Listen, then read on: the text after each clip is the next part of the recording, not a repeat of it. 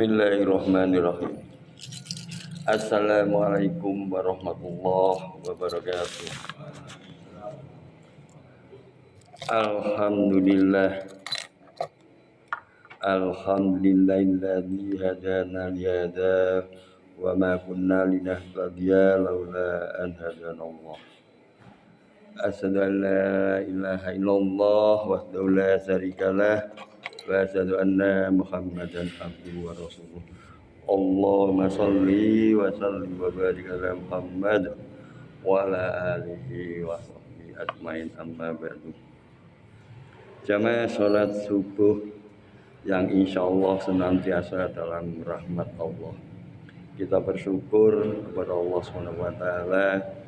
Kita masih dikaruniai nikmat iman, nikmat Islam, dan nikmat takwa, sekaligus nikmat kesempatan dan kesehatan, sehingga pagi hari ini kita dengan penuh semangat untuk menghadiri sholat subuh secara berjamaah, karena kita memahami betapa besar nilai kemuliaan sholat subuh secara berjamaah ini. Jamaah subuh yang dirahmati Allah, dalam kehidupan kita sebagai umat muslim, Rasulullah SAW telah mengingatkan kita tidak boleh terlalu mengagumi seseorang dalam beribadahnya, juga tidak boleh menyombongkan diri dan terhadap apa yang telah kita lakukan dalam beribadah. Dalam kaitan ini, mari kita kaji sebuah hadis yang diriwayatkan dari Imam Ahmad dan Imam An-Nasai dari Anas bin Malik radhiyallahu anhu. Ia berkata bahwa Rasulullah Shallallahu alaihi wasallam bersabda,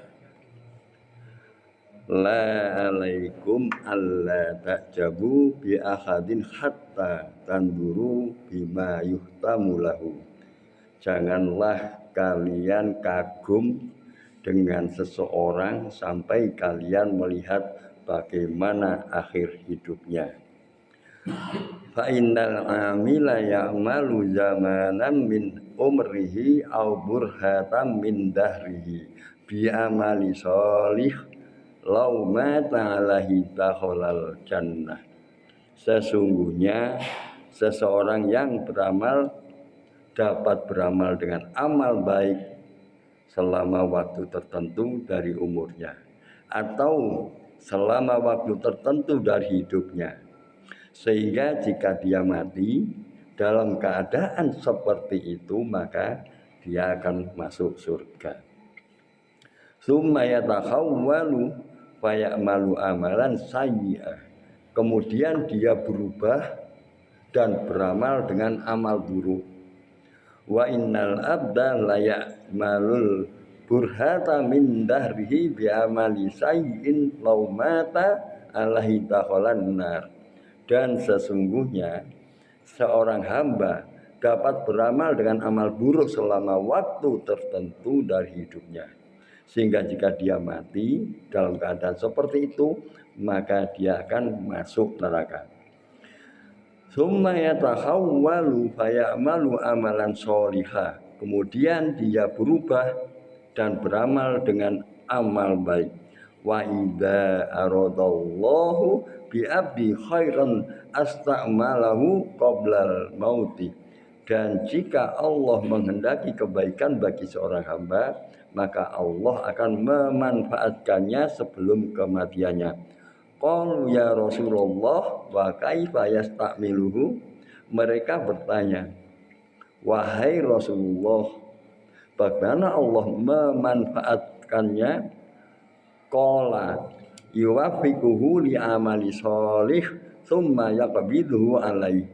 Rasulullah menjawab, Allah memberinya taufik untuk beramal baik, kemudian Allah mencabut nyawanya dalam keadaan seperti itu. Jadi disinilah pentingnya kita selalu menjaga amalan secara kontinu, agar amalan kita berakhir dengan kebaikan, dan kita tidak boleh mengagumi seseorang karena belum tentu akhir hidup itu sesuai dengan yang kita harapkan. Karena amalan terakhir itulah penentu, atau bolehnya kita mencaci orang yang perilakunya kurang baik, karena belum tentu jika Allah sudah memberikan taufiknya dia akan beramal baik dan berakhir dengan husnul khotimah. Sehingga seorang tidak boleh terlalu bangga dengan amalannya sendiri atau mengagumi orang lain karena amalan yang dilakukannya sampai kita mengetahui bagaimana akhir hidupnya. Sebab ada orang yang melakukan amal soleh dalam waktu yang lama, tapi di akhir hidupnya dia melakukan amal yang buruk sehingga dia masuk neraka. Atau sebaliknya, orang yang melakukan amal buruk dalam waktu yang lama, tapi di akhir hidupnya dia melakukan amal soleh sehingga dia masuk surga. Sehingga hadis ini bisa kita simpulkan bahwa hadis ini telah mengajarkan kita untuk selalu waspada dan tidak sombong dengan amal yang kita sendiri serta tidak menghakimi terhadap orang lain. Kita harus selalu berusaha melakukan amal soleh dan memohon kepada Allah SWT agar diberikan taufik untuk melakukan amal soleh di akhir hidup kita. Marilah kita akhiri dengan doa, Rabbana la tuzigh qulubana ba'da idh hadaitana wa hab lana min ladunka rahmah innaka antal wahhab. Subhanakallahumma wa bihamdika asyhadu an la ilaha illa anta astaghfiruka wa atubu ilaik. Assalamualaikum warahmatullahi wabarakatuh.